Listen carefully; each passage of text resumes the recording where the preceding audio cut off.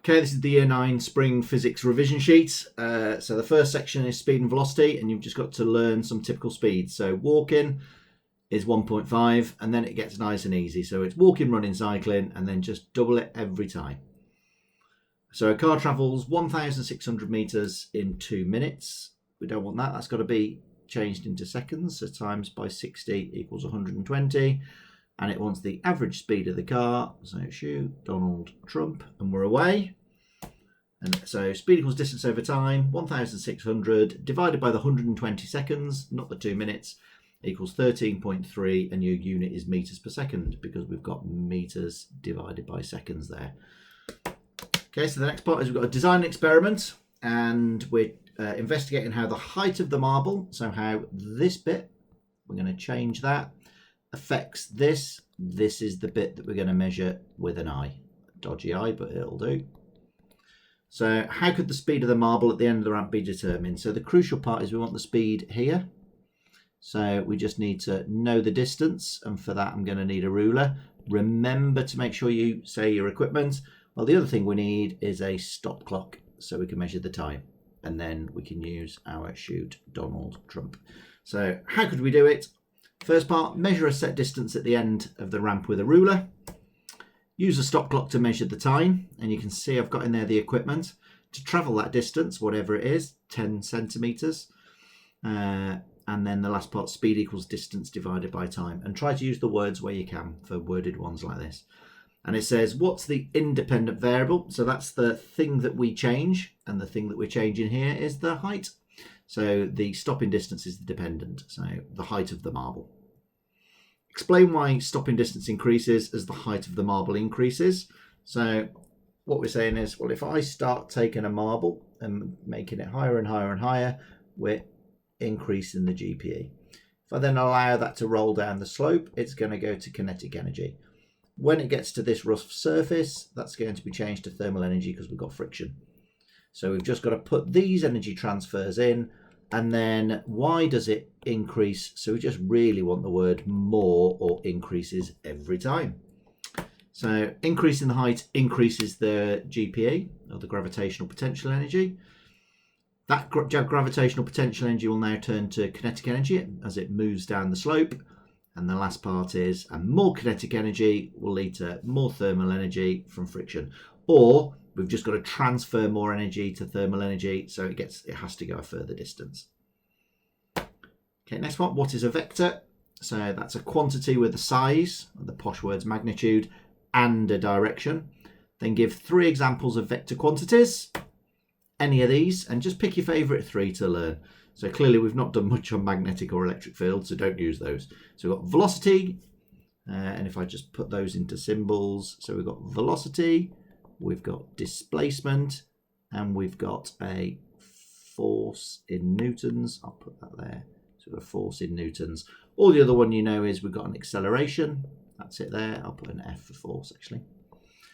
Or momentum, delta P. So any of those, and they're the ones that we've learned. What is the resultant force on a vehicle travelling at a constant speed? So if it's at a constant speed, the forces are balanced. So that one is going to equal that one. Well, if I set each of those to 2 and -2, add those 2 arrows together, we can see that goes to 0. So the answer is 0 if it's at a constant speed, positive if it's accelerating, negative if it's decelerating. Next part, what is Newton's third law of motion? So we need our A equals minus R, but please don't write that on any test. Then we just turn that into words.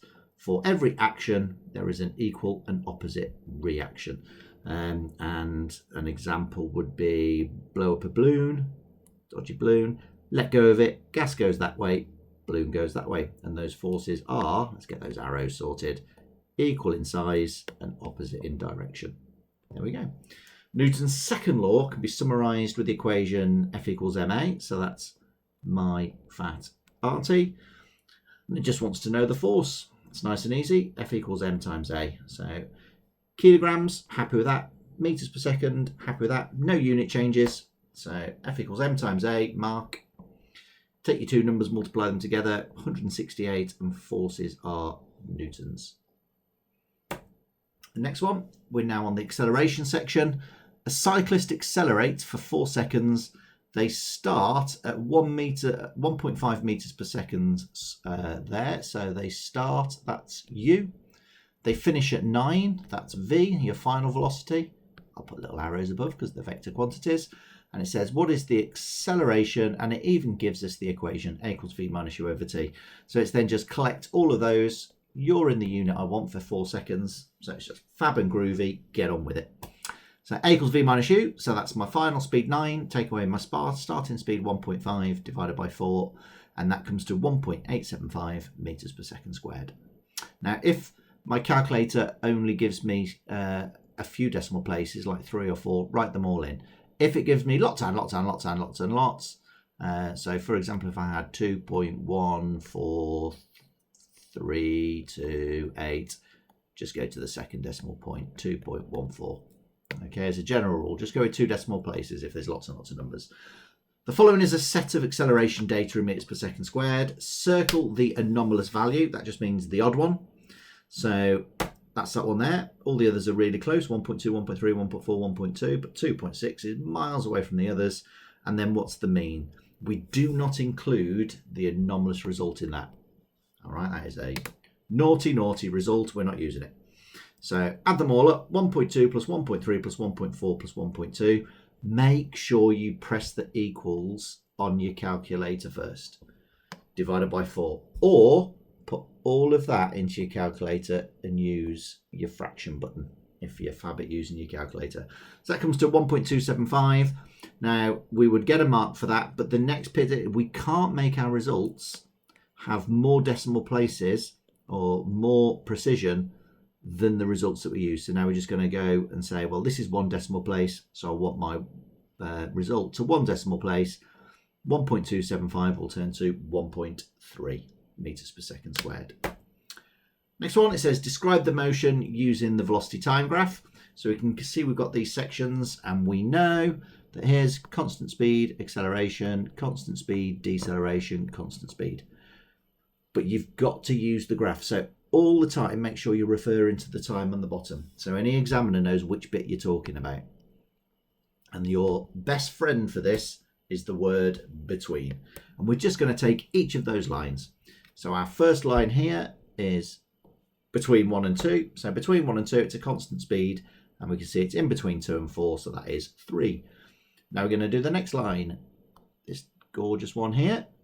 And we can see that's accelerating. So it's accelerating at a constant rate. We've learned that's an increasing rate.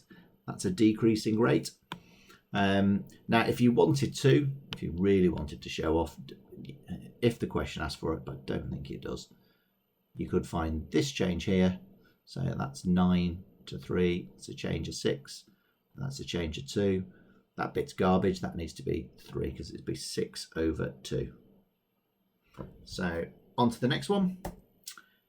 Between 4 and 6, so we've done each of those bits now, so we're going on to that bit there. It's a constant speed, and it is in between 8 and 10, so that's 9.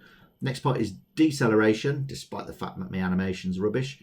So that's deceleration at a constant rate, and again, if you wanted to, you could show off. It's gone from 9 to 1, that's a change of 8 over 2. But we're just going to say it's at a constant rate. And the last part is here, it's now at a constant speed of 1 meters per second. And apologies there. There is a couple of errors there with the stupid animation. On to the next bit. Now we've got a stopping distance of a car. So we know here's where they place the brakes. So I'll put a B for brakes. Here's the thinking distance. Here's the braking distance. Higher tier. What is the thinking distance? Well, we know we've got a V or a speed over here. We've got a time over here. Shoot Donald Trump, and we know distance equals speed times time. So our first one is we've got all of this area here to work out. So 30 times 0.7 is 21 meters. So I now know it's gone 21 meters there. Now we've got to do this part here, and we could see, well, that's not a full area. So that's now going to be 2 times 30 divided by 2. And I'm going to stop the video there because someone's come to visit.